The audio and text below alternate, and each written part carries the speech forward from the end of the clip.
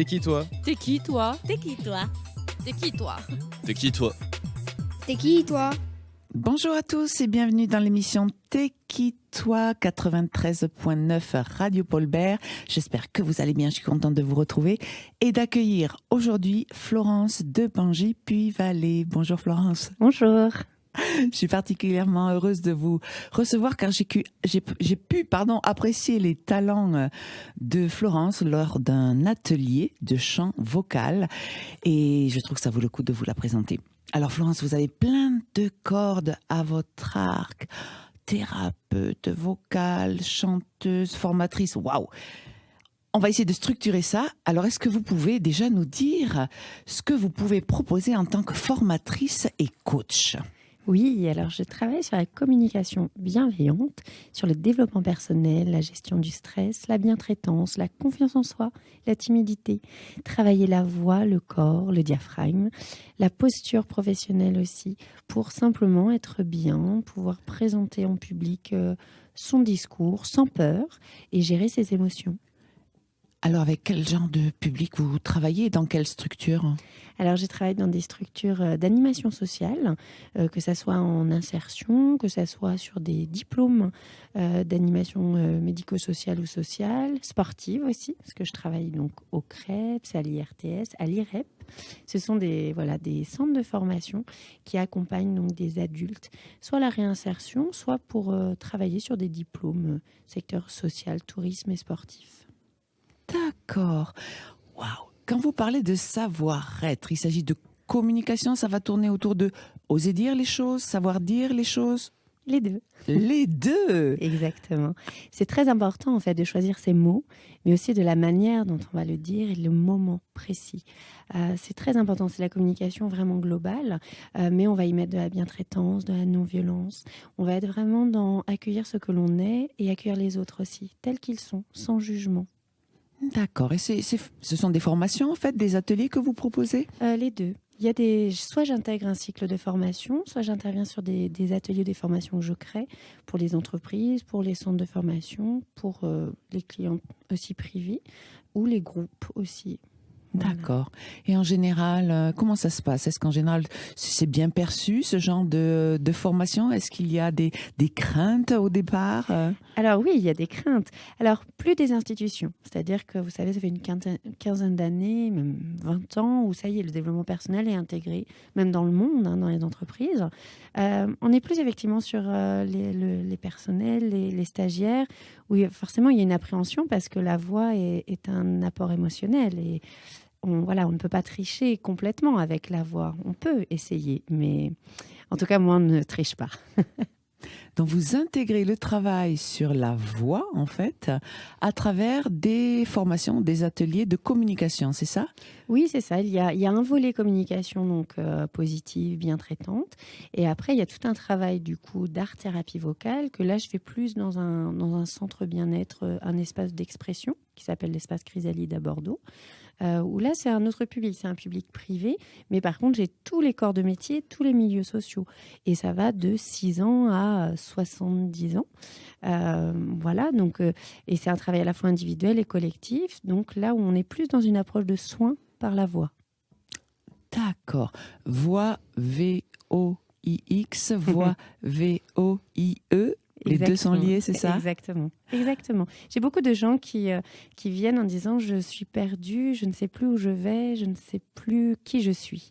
Et effectivement, c'est un accompagnement de vie à un moment donné pour trouver son chemin, donc trouver sa voie par la voix, V-O-I-X. Alors, est-ce que vous pouvez nous parler de ce qui se passe ? Je suis curieuse et j'imagine les auditeurs aussi. Qu'est-ce qui se passe dans ces ateliers ? Est-ce que vous pouvez nous donner un modèle type ? Bon, alors, un modèle type... être trop curieuse, mais quand même. Alors, un modèle type... Alors, par exemple, en individuel, ça n'existe pas. Pourquoi ? Parce qu'on est dans le moment présent. C'est ce qui permet aussi de travailler l'ancrage et de vraiment travailler la confiance en soi. C'est-à-dire qu'on accueille la personne aussi de ce qu'elle est à ce moment-là. Donc, j'ai développé à peu près, on est sur entre 12 et 14 outils. Donc, imaginez bien que j'adapte les outils individuels selon les demandes, les besoins de la thérapie vocale, mais aussi du moment présent et de la séance. Donc, il n'y a pas de modèle type. Après, il y a des outils que j'ai développées, que ce soit par le son, par la vibration. On a des chansons soins. C'est-à-dire que quand les auteurs-compositeurs écrivent des chansons, il y a un état émotionnel particulier qu'on retrouve. Et donc, chanter certaines chansons, soit ça fait du bien, soit ça permet de libérer une émotion. Donc, que ce soit de la colère, de la tristesse, de la joie ou de la peur. Ça, c'est un outil extrêmement puissant, les chansons soins. Il y a aussi un soin sonore, c'est-à-dire que c'est un soin qui va aller vraiment guérir et vraiment accompagner notamment des gens qui sont soit en situation de maladie, soit qui sont vraiment très, très fatigués. Et c'est vraiment un soin vibratoire où c'est le son qui directement va aller apaiser le corps et va vraiment aussi apaiser du coup le mental, comme ça gère le stress et les émotions, la personne se sent mieux. Donc ça, le soin sonore est un bel outil aussi de guérison. Et bien sûr, la parole. Comme on dit, mettre des mots sur des situations émotionnelles difficiles, c'est déjà à moitié guérir parce qu'on sait pourquoi on est là et qu'est-ce qui nous est arrivé. Quand vous parlez de soins sonores, de quoi il s'agit? Est-ce qu'il s'agit d'écouter, en fait, ou est-ce qu'il s'agit de produire soi-même des sons qui vont résonner sur les organes à l'intérieur de soi? Oui, c'est effectivement faire. C'est un son qui est très particulier, qui est très serré dans les cordes vocales, qui est un son que j'ai exploré avec mes patients. Et on s'est rendu compte que c'est cette vibration qui soignait. Et c'est vrai qu'on peut se le faire aussi en auto-soin, hein. Donc on peut le faire le matin, le soir, comme si vous faisiez par exemple un automassage.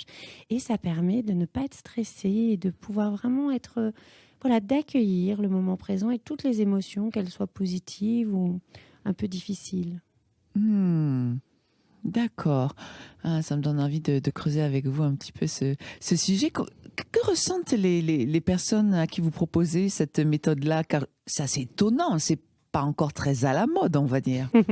Non, c'est pas très à la mode. On n'est pas énormément en France, c'est vrai. Comment réagissent les gens? Alors, ce que je trouve extraordinaire, c'est que les gens qui, comme on dit, cognent à ma porte, ne savent pas forcément pourquoi ils viennent. Ils savent qu'ils ont un rapport à la voix. Et alors, soit une petite voix à l'intérieur d'eux leur a dit ça serait bien de peut-être explorer quelque chose par la voix. Mais en tout cas, il y a un lien. Voilà, tout le lien, c'est à un moment, j'ai besoin de m'exprimer, j'ai besoin de chanter, de vibrer, de m'exprimer autrement. Et j'ai des gens qui ont malheureusement des accompagnements thérapeutiques depuis très longtemps et qui me disent la voix ne suffit plus, les mots ne suffisent plus. J'ai besoin de danser, de chanter, de marcher, de me sentir vivante différemment. Et et c'est vrai que c'est une méthode qui est au départ que je disais tripartite et qu'aujourd'hui on est vraiment dans le quadripartite parce que je travaille à la fois sur le corps, la voix, les émotions et les vibrations. Donc il y a vraiment on travaille vraiment sur les 4 domaines. Donc c'est pour moi guérir, c'est aussi se libérer, c'est quand on travaille sur tous les domaines. Si on soigne le corps mais que la voix ne va pas, qu'on soigne les émotions mais que le psychique ne va pas parce que le mental est là, ça va pas. Donc, on va aller travailler la psyché, le corps, la voix et les émotions. D'accord. Est-ce que vous pouvez nous donner un petit exercice comme ça que vous pouvez proposer pour la psyché, par exemple, ou les émotions, ou le corps? Il y a, par exemple, on en reparlera tout à l'heure, mais c'est vrai que, par exemple, le gospel est devenu un outil de soin dans mon travail. Et par exemple, vous prenez Owen the Saints, que tout le monde connaît. Owen the Saints, vous imaginez donc de marcher comme si vous marchiez, de pouvoir vraiment vous ancrer dans la terre, de pouvoir chanter Owen the Saints et de pouvoir simplement de chanter en mouvement, comme si vous marchiez et que vous posiez vos pieds vraiment dans le sol et vous verrez que ça va travailler l'ancrage. Ça va travailler cette relation à la terre, ce que nous, on parle effectivement dans ces approches alternatives, c'est simplement de se sentir encore plus vivant, encore plus dans le moment présent. Et faites l'essai.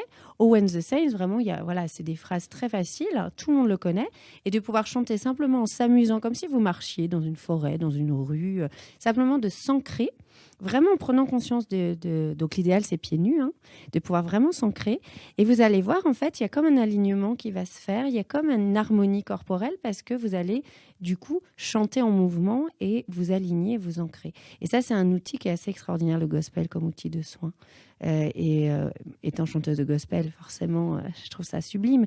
Mais de pouvoir l'avoir vraiment exploré comme outil de soin et d'ancrage, où là, les personnes se sentent vraiment dans leur vie et dans le moment présent. Ils arrêtent de toujours penser au passé, des choses difficiles, et de se projeter dans le futur. Donc, ça travaille sur le mental. Parce que chanter, on est obligé d'être dans le moment présent. La psyché, en tout cas, est là. Elle est dans son corps, elle est dans sa voix. Le mental ne peut pas prendre le dessus. C'est parce qu'il chante, il vibre. Donc, il arrête de penser.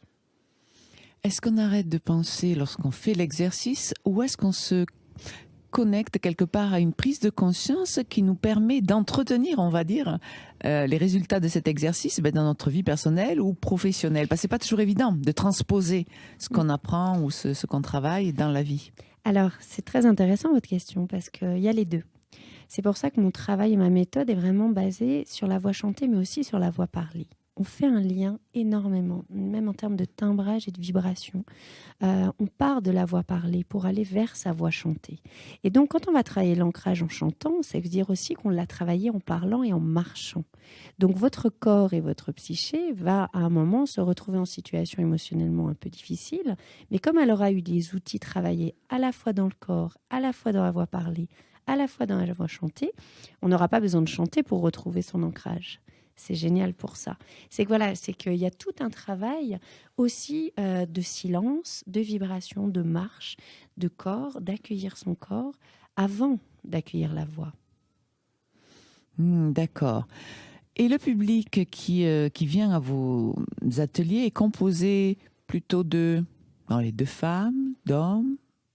Alors, plus de femmes, mais j'ai des hommes. Il y a des hommes. Oui, il y a des hommes. J'ai des enfants garçons, j'ai des adolescents, j'ai des hommes de 30 ans et j'ai aussi des hommes de 50, 60 ans. Les hommes aujourd'hui s'ouvrent énormément et accueillent. Ils se disent « Ah, j'ai besoin d'exprimer mes émotions. J'en ai marre d'être fort, d'être une armure, d'être un... » Je veux plus, je veux juste simplement être. Et c'est assez chouette. Et j'ai des gens de tous les métiers. Alors, c'est vrai que j'ai des thérapeutes, j'ai beaucoup de thérapeutes. Après, j'ai un médecin, par exemple, j'ai des avocats, j'ai des chefs d'équipe, des managers, mais j'ai aussi des artisans, j'ai des étudiantes. J'ai des chanteurs, des comédiens, des danseurs aussi qui en font leur métier. Enfin, c'est ça qui est génial, c'est qu'il y a tous les métiers, tous les âges, toutes les cultures, tous les milieux sociaux, parce que je pense que la voix, elle est universelle aussi. Est-ce que vous avez des retours? C'est-à-dire à la fin des ateliers, j'imagine vous faites le point avec chacun, avec le groupe. Est-ce que vous avez des retours qui vous étonnent? Oh oui, parce que comme on est dans le moment présent, à chaque fois c'est un cadeau. Parce qu'on ne sait jamais ce qui va s'y passer. Même moi, je me laisse porter et on attend l'émerveillement. Et les retours sont assez fabuleux au départ pour soi-même, donc pour les stagiaires. C'est déjà une découverte de sa voix. Je ne connaissais pas ma voix, je viens de l'entendre peut-être pour la première fois. Je l'ai entendu résonner et vibrer en moi. C'est une sensation extraordinaire.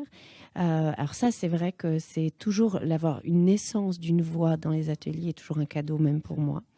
Et après qu'ils réalisent si rapidement que le corps et la voix est primordial aujourd'hui, qu'on ne peut plus ne plus y penser, ne plus les chouchouter, ne plus s'en occuper.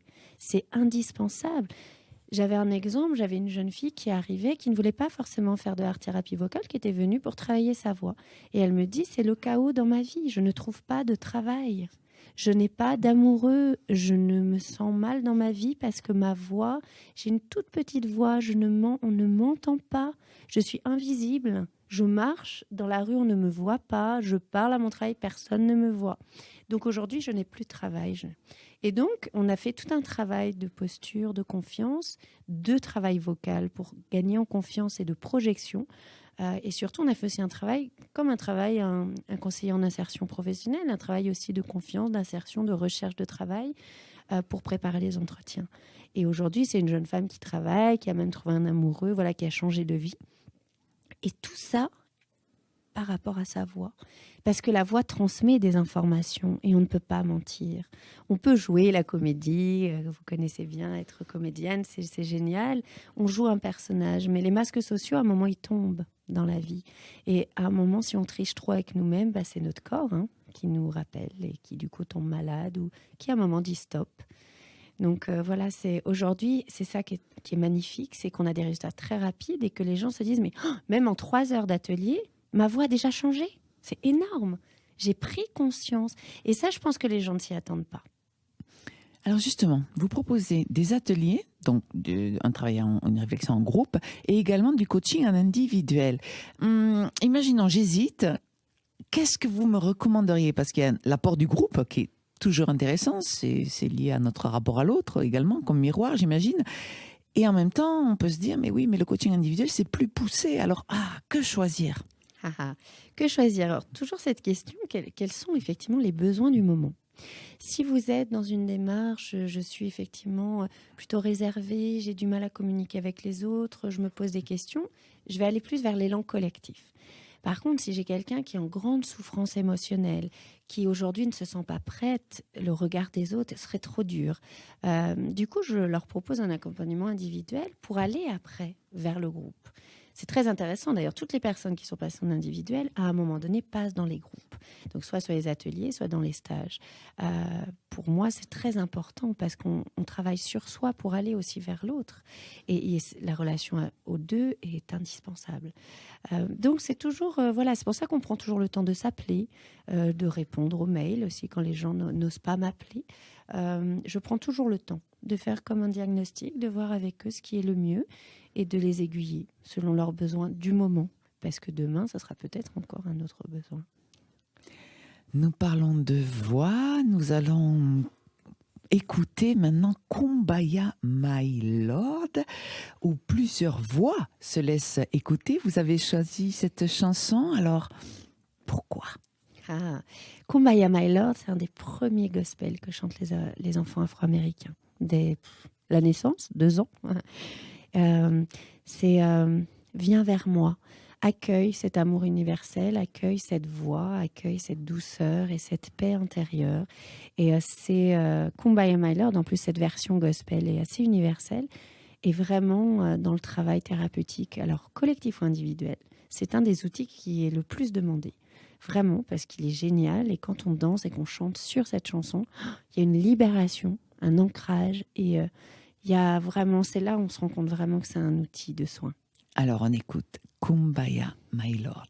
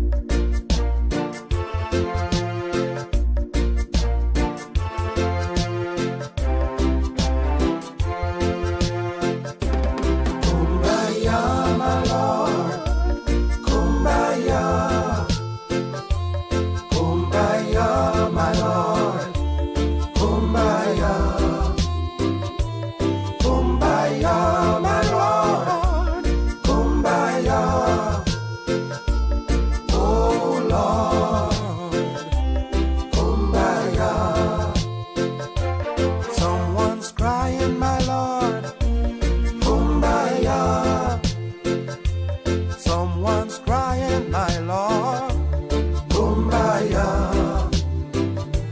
Someone is crying, crying, crying, kumbaya. Oh Lord, kumbaya. Someone singing, my Lord, kumbaya. Someone is singing, my Lord, kumbaya, kumbaya. Someone is singing, my Lord, kumbaya. Oh Lord, kumbaya. Someone's praying, kumbaya. Someone is praying, praying, Lord, kumbaya. Someone is praying, kumbaya. Oh Lord, kumbaya. Kumbaya, my Lord, kumbaya. Kumbaya, my Lord, kumbaya. Kumbaya, kumbaya, my Lord, kumbaya. Oh Lord, kumbaya. Kumbaya, my Lord, my Lord. Kumbaya, ooh, ooh, ooh. Kumbaya, my Lord. Kumbaya, my Lord. Kumbaya, kumbaya, my Lord. Kumbaya, kumbaya, my Lord.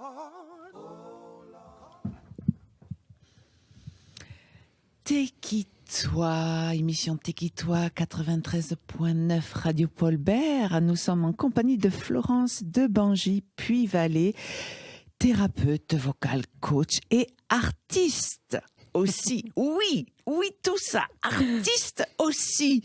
Alors Florence, c'est le moment de nous parler de cette jolie casquette, puisqu'on a parlé de vos compétences d'art thérapeute. Vous êtes aussi artiste. Waouh. Depuis quand? Oh, je crois qu'on est artiste. Mais réellement, je ne sais même plus quand. Je crois que j'avais ça dans le sang. Mais depuis quand, professionnellement, on va dire, allez, depuis l'âge de 17 ans, mais depuis toujours. Et ça a commencé par le chant, par la musique? Comment ça s'est mis en place? Ça a commencé par le théâtre, mais je crois que la musique était là culturellement dans ma vie aussi familiale, donc depuis la naissance. Mais vraiment, l'intérêt au départ artistique était plus dans le théâtre, le cinéma. Et la musique, j'en faisais parce que c'était comme une seconde nature dans nos familles. Et voilà. Mais c'est vrai que je ne pensais pas en faire un métier. Alors, qu'est-ce qui vous a fait prendre cette voie professionnelle, on va dire? Mais c'est les autres. Comme on dit, quand on dit faire une carrière, c'est vraiment les autres. Et c'est exactement ça. Un chemin dit peut-être traditionnel, c'est-à-dire j'ai intégré une chorale semi-professionnelle, j'avais 14 ans. Et en fait, la personne vous met sur scène en tant que soliste, vous prévient même à moitié en disant « Oh, ben voilà ». Donc déjà, on ne comprend pas trop ce qui se passe. On ne nous dit pas non plus qu'on a forcément un potentiel vocal. Simplement, voilà, on nous met soliste, alors 1 fois, 2 fois, 3 fois. Et la chance que j'ai eue quand même, c'est c'était une chorale donc semi-pro où on chantait avec des grands artistes. On faisait une première partie des grands artistes et on chantait avec eux. Et moi, j'ai eu la chance de chanter avec les Golden Gate Quartet, donc d'être soliste de pupitre et tout ça. Et à la cathédrale, quand même, il y avait 5000 personnes. Et ça a été un choc émotionnel. C'est-à-dire que déjà, la première fois que j'entends ce groupe mythique de Negro Spiritual, et c'est là où j'ai une révélation pour le gospel en disant, mais en fait, je veux faire ça. C'est ma vie, c'est mon métier. Mais 14 ans, petite blanche provinciale, je veux dire, il fallait avoir du chemin et de l'imagination pour imaginer un jour faire ce métier. Mais voilà, c'est vrai qu'il y a eu ça, cette révélation. Et donc, j'ai travaillé en tant que comédienne vraiment dès le départ, tout en faisant de la musique et en étant chanteuse de gospel au départ en loisir à Paris. Et en fait, la professionnalisation est arrivée pratiquement tout de suite dans le gospel, à 18 ans et demi. En même temps que j'étais comédienne sur scène au théâtre, je répétais dans une chorale de gospel. J'ai rencontré des maîtres gospel qui m'ont formée. Et après, j'ai intégré une chorale tout de suite, une chorale qui s'appelait Gospel pour 100 voix, qui existe encore. C'est la grosse chorale qui fait des tournées européennes, qu'on retrouve sur les plateaux télé. Ça, c'était une chance parce que je suis arrivée au moment où elle était médiatisée, où elle a explosé sa carrière et du coup, je suis restée avec eux tout en étant sur scène en tant que comédienne. Donc voilà, au départ, j'avais une double carrière, chanteuse de gospel, comédienne. Et le théâtre, ayant commencé à 12 ans, de 12 à 26 ans, j'en ai fait mes études aussi à la Sorbonne. Enfin, je vivais théâtre 15 heures par jour. Bon, à 26 ans, j'en pouvais plus. Au bout de 14 ans. En plus, c'est compliqué la Sorbonne parce que quand vous arrivez sur des grandes études, c'est très élitiste. Et à un moment, j'ai l'impression qu'on parlait plus français. Et le vrai monde. C'est-à-dire que je ne côtoyais plus que la littérature, que les grands auteurs, les grands théâtres, les grands metteurs en scène. Et en fait, à un moment donné, on a juste envie d'être dans la vie. Et que j'adorais lire, j'adorais être dans l'imaginaire, mais à un moment, voilà, j'avais besoin de m'ancrer aussi. Donc, j'ai arrêté mon métier de comédienne, et c'est à ce moment-là où vraiment j'ai pu vraiment être dans ma carrière de chanteuse de gospel. Donc après, j'ai vraiment enchaîné après le théâtre que de la musique. Voilà. D'accord. Et vous chantez toujours? Vous avez un groupe, il me semble, non? Alors, j'ai un groupe. Alors, aujourd'hui, Mrs. Swing s'est arrêtée au bout de 4 ans parce qu'on a tellement donné sur ce projet qu'aujourd'hui, chacune avions des projets personnels, musicaux ou autres d'ailleurs. Mais effectivement, j'ai eu un trio pendant 4 ans où on a vécu une aventure assez chouette, nationale et locale. Voilà, on était même ambassadrice de Bordeaux, que j'adore, cette ville. Donc voilà, donc là, maintenant, voilà, je me consacre à ma carrière solo. J'ai 2 ans, je prépare un album pendant 2 ans.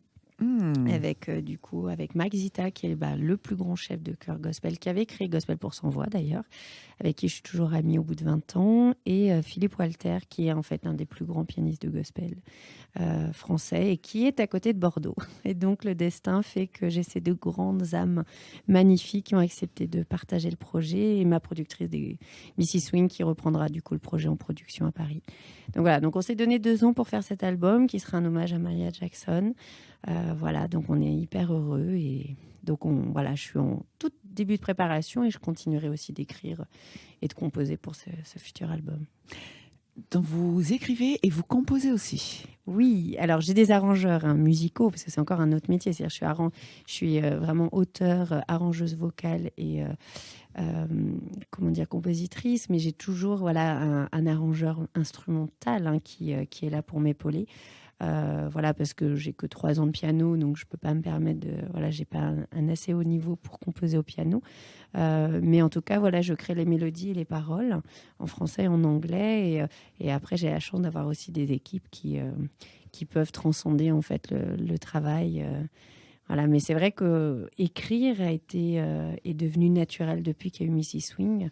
Et je me suis révélée auteur-compositeur il y a 5 ans, du coup. Je ne le savais pas. Waouh. Ouais. Comme quoi les révélations, hein.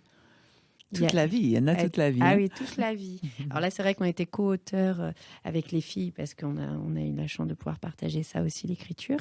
Mais c'est vrai que jamais j'aurais pu imaginer qu'on écrive des chansons, aussi dans sa salle de bain, ou pour son petit papier, mais que les gens aiment et qu'on puisse le chanter en public et que les gens, qu'il y ait un album, il y a eu 2 albums Mrs. Swing, et que les gens adorent. Non, je réalise pas encore d'ailleurs. Je crois que je réalise pas. Je sais pas si je réaliserai un jour d'ailleurs. Quand vous écrivez, vous allez plutôt vers quelle thématique, ou quelle thématique arrive à vous? Ah, c'est rigolo parce que les chansons que j'avais écrites, donc on avait coécrit avec Mrs. Swing, on était sur des thématiques quand même universelles qu'on retrouve dans les chansons, c'est-à-dire l'amitié, l'amour, la tolérance, le partage, la paix. Vraiment, il y avait ces chansons à la fois humanistes, de réflexion aussi dans cette dimension un peu de qu'est-ce que la vie et les relations. Donc les thématiques reviennent. Et dans le gospel et dans les gospel, on est beaucoup dans le blues. On est dans le blues. Donc là, j'ai aucune idée de ce que je vais écrire pour l'album. Mais comme c'est un album personnel, je pense que on est quand même sur des pensées, sur des expériences de vie, sur ce côté un peu à la fois joyeux mais mélancolique. Le blues, c'est ça. Il y a vraiment cette lignée-là dans mes chansons. Et au niveau de la musique, comment vous procédez? Est-ce qu'elle vous vient en tête? Est-ce que vous pianotez?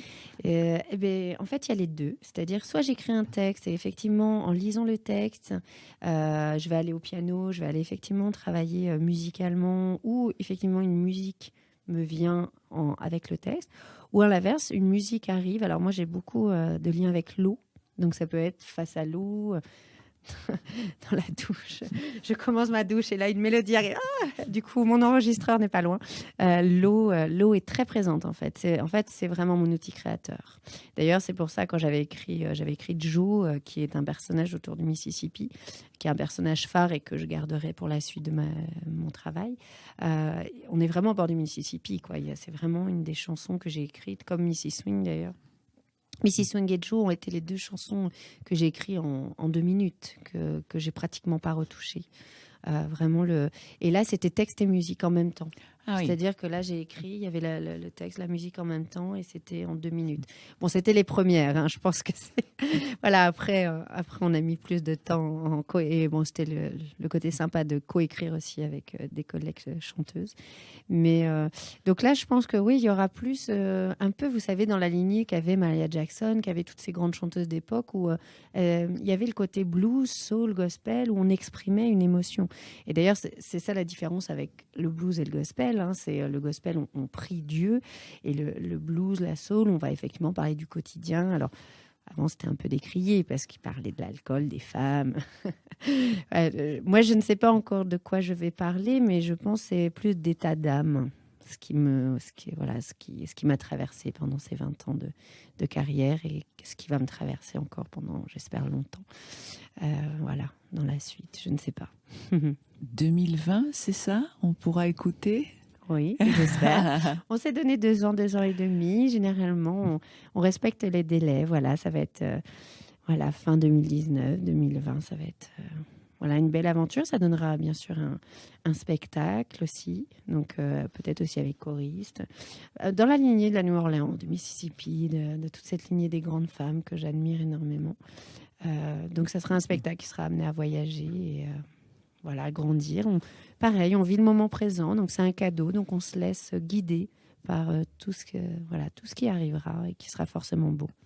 On a hâte. C'est gentil.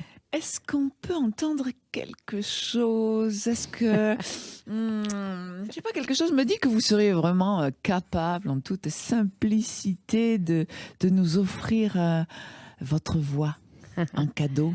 Oui, en tout cas, c'est toujours un cadeau de partager effectivement notre art. Alors là, je vous ai choisi une chanson qui est, je ne sais pas, peut-être que je la retrouverai sur l'album, je ne sais pas encore. C'est Isaiah on the Sparrow, donc c'est un négro spirituel que j'adore et que je connaissais et qu'on a retrouvé du coup dans Sister Act 2. Et Lauryn Hill, à l'époque, j'avais 15 ans, était quand même une chanteuse où... ça nous donnait envie de faire ce métier, quoi. Tout le monde voulait être Lauryn Hill dans les années 90. Et cette chanson a été reprise donc du coup dans le film en duo. Et c'était vraiment la quête en plus. C'était une jeune fille qui rêvait de chanter, qui ne pouvait pas parce qu'elle venait d'un milieu social pauvre. Et c'est vrai qu'elle se disait mais non, c'est pas pour moi. Et elle y arrive. En tout cas, on se dit à la fin du film, elle y arrive, ses parents, sa mère accepte. Et il y avait vraiment cette quête, qui me ressemble aussi, de se dire, quand on a un rêve, il faut y arriver, quoi. Il faut y aller. Et tant pis, même si on dit mais non, c'est pas pour toi, et c'est trop dur, il y a de la concurrence, ou tu fais pas partie du bon milieu. Mais ça veut dire quoi? Non, je pense que quand on veut, on peut. Et quand il y a l'espoir, voilà. Donc cette chanson, il y a ça. Et ce que j'aime bien, il y a le côté un peu mélancolique aussi de ce qu'on parlait tout à l'heure. Et il y a vraiment cette notion de pourquoi devrais-je me sentir découragée? Pourquoi les ondes devraient-elles venir? Pourquoi mon cœur devrait se sentir seul et désirer du ciel et de sa maison? Donc il y a vraiment, pourquoi je me découragerais? Non, moi j'ai envie d'y croire et j'ai envie d'y mettre du positif, même si la vie n'est pas simple. Voilà. Donc il y a vraiment tout ça dans cette chanson qui est assez spirituelle du coup, qui est assez, qui est une de mes chansons préférées. Et cette chanson s'appelle Isaiah on the Sparrow. Ok, alors on vous écoute, Florence. Why should I feel discouraged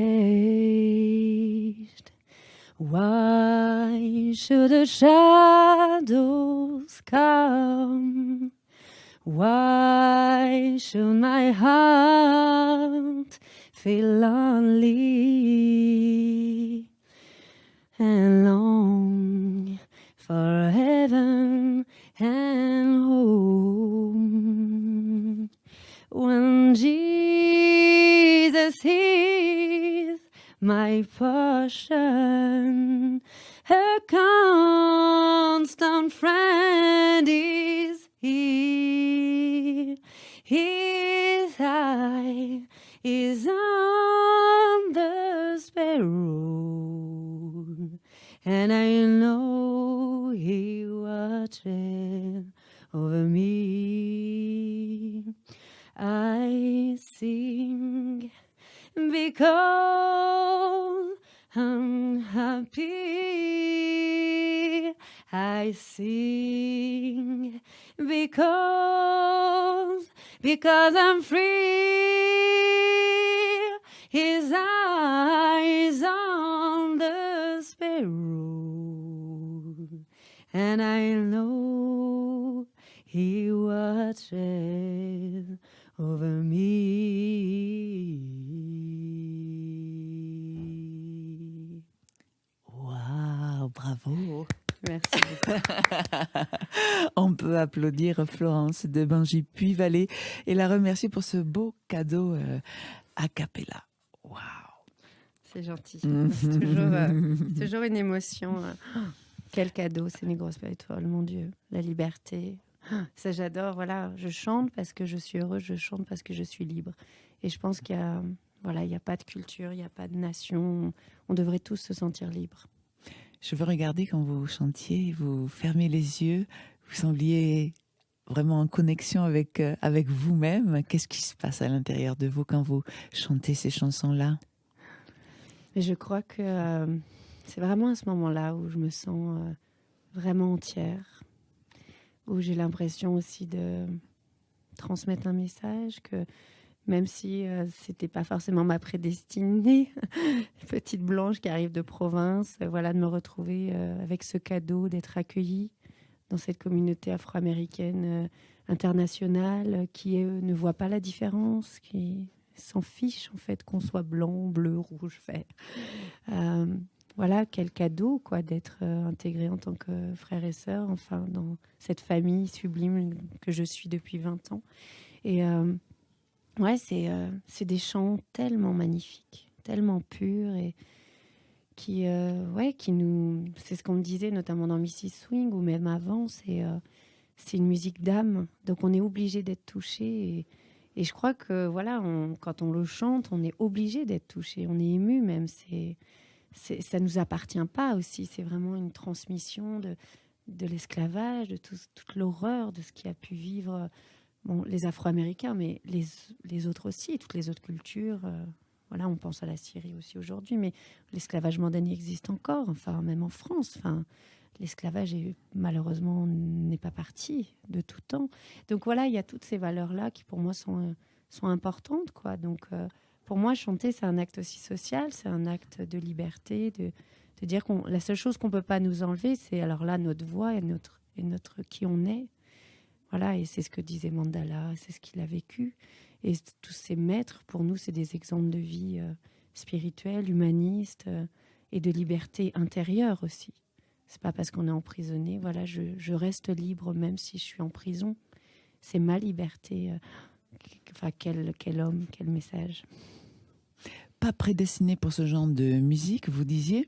Alors justement, vous venez d'où? Provincial, vous avez dit, Florence, vous venez d'où?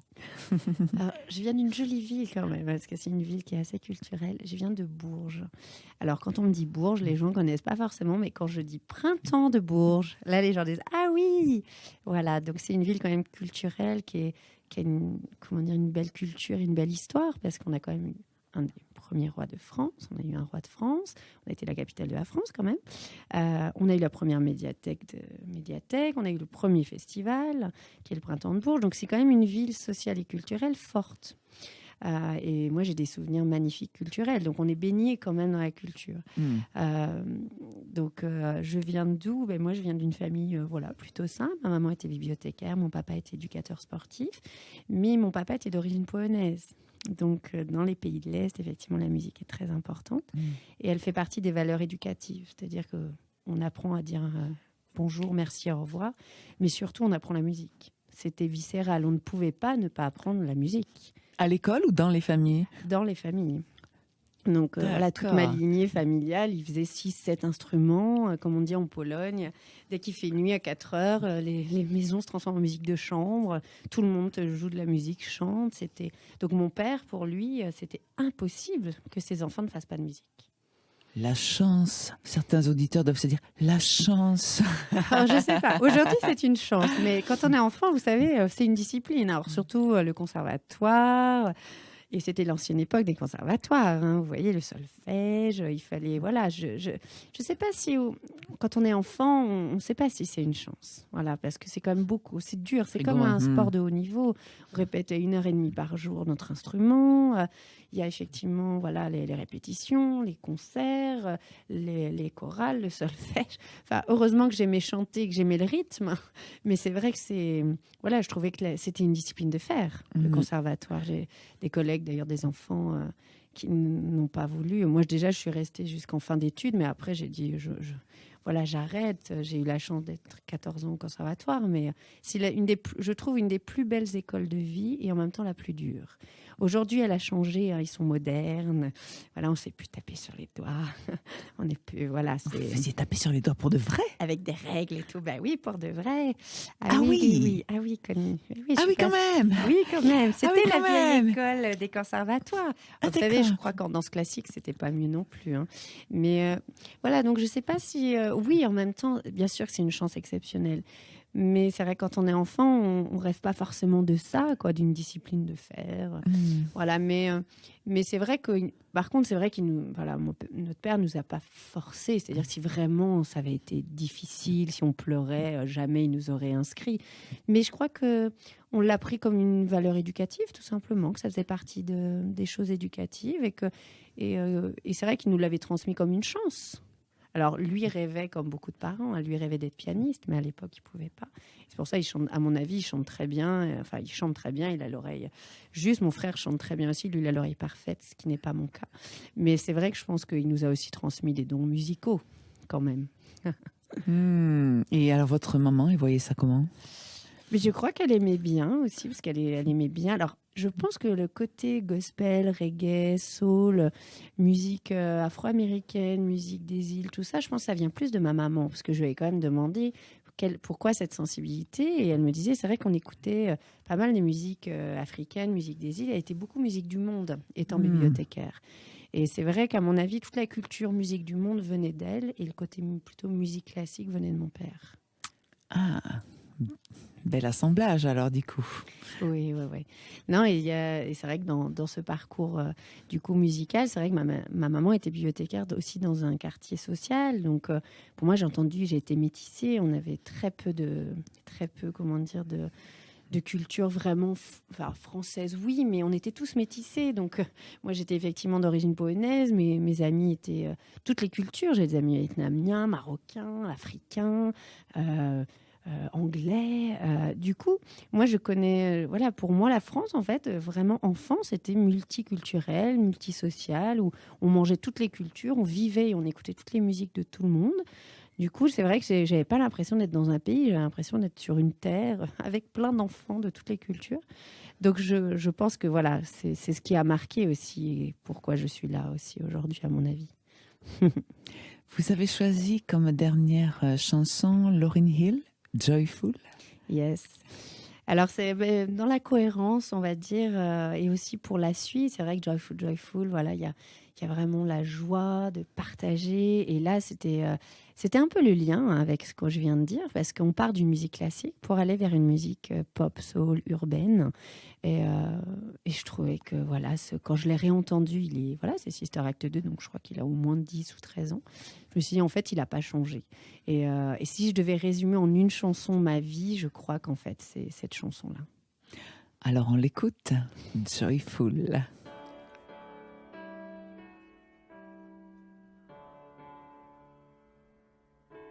Joyful, joyful Lord, we adore thee. God of glory, Lord of love. Hearts unfold like flowers before thee. Your teacher says take off your robes. Hail Take off your robes. Do it quickly, come on. I don't know, just take off your robes. Put on anything you want. If we're gonna go out there, we're gonna go out there comfortable. Some of us. pain and sadness drive the dark cloud down away. Give her immortal gladness. Fill us with a light. Fill us with a light. Oh, fill us with the light of day.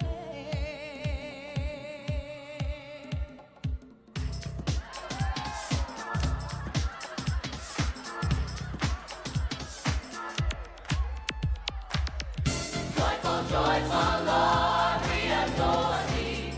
God of glory, Lord of love. Hearts unfold like flowers before thee. Hail me as the Son of love. Sail the clouds of sin, sin and satin. Drive the dark of doubt away. Drive it away. Giver of immortal gladness. Fill us with the light of day. Light of day. Check the rhyme. What's up? Joyful, joyful, Lord, we adore thee. And in my life, I put none before thee. Yeah. Since I was a youngster, I came to know that you was the only way to go. So I had to grow and come to an understanding that I'm down with the key, so now I'm the method. Did you tell me who you're down with? See, 'cause all I know is that I'm down with G.O.D. You know what G.O.D? And you know me. You know what G.O.D. And you know me. You know what G.O.D? And you know me. What's up with G.O.D.? Everybody, come and join the chorus, the mighty, mighty chorus, which the morning star began. The Father of love is riding over us. What have you done for him lately? Ooh, yeah. What have you done for him lately? He watches over everything, so we sing joyful, joyful, Lord, we adore thee. God of glory, Lord of love. Hearts unfold like flowers before thee. Hail me as the Son of love. Sail the clouds of sin, sin and satin. Drive the dark of doubt away.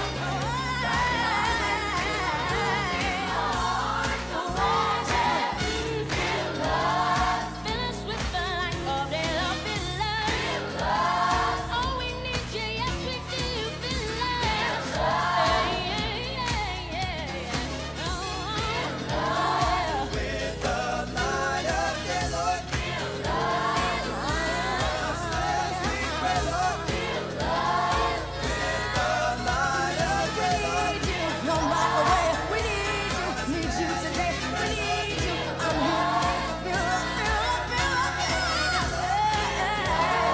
Fill us with the light of day. Light of day.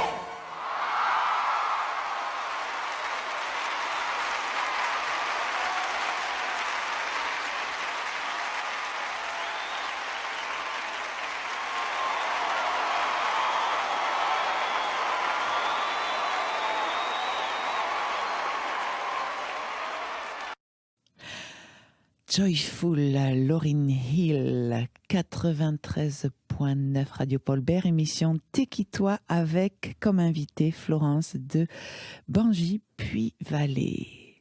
Quel beau parcours, Florence. Écoutez, merci. Je ne sais pas si c'est un beau parcours, en tout cas c'est le mien, mais j'en suis fière quand même, je suis heureuse de l'avoir fait. Oui, et de le poursuivre, parce que j'imagine que nos auditeurs ont des questions, une envie d'en savoir plus sur vos ateliers, sur ce que vous proposez. Comment on peut vous joindre, ou est-ce que vous avez un site internet? Alors, j'ai pas encore de site internet, mais il est en construction. Mais j'ai une page Facebook qui est Coaching Voix 7. Vous pouvez retrouver après sur Google, vous tapez art thérapie vocale, espace Chrysalide à Bordeaux. Il y a une quinzaine de pages. Vous allez me retrouver sur YouTube. Vous allez retrouver les petites vidéos pédagogiques, aussi les émissions de radio. Vous allez retrouver les ateliers. Donc, il y a un atelier qui se fait souvent le samedi matin. Il y a les stages aussi le week-end. Donc, on a différentes thématiques aussi à Bordeaux. Je voyage aussi pas mal. Là, j'ai un atelier à 40 km de Bordeaux, à Montpellier. Je fais aussi du coaching à Paris. Là, je pars 3 jours sur des ateliers autour de la voix, donc dans le 14e.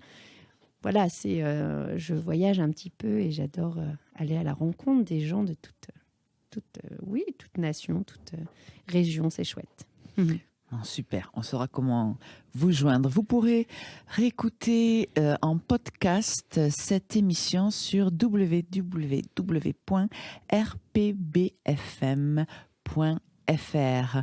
Merci beaucoup Florence de Bangis-Puy-Vallée d'être venue nous voir. Merci à vous surtout, c'est très chouette. Et à très bientôt, j'espère. Oui, c'est sûr. À bientôt. À bientôt à tout le monde. Au revoir. Au revoir. T'es qui toi? T'es qui toi? T'es qui toi? T'es qui, toi? T'es qui toi? T'es qui toi? T'es qui, toi?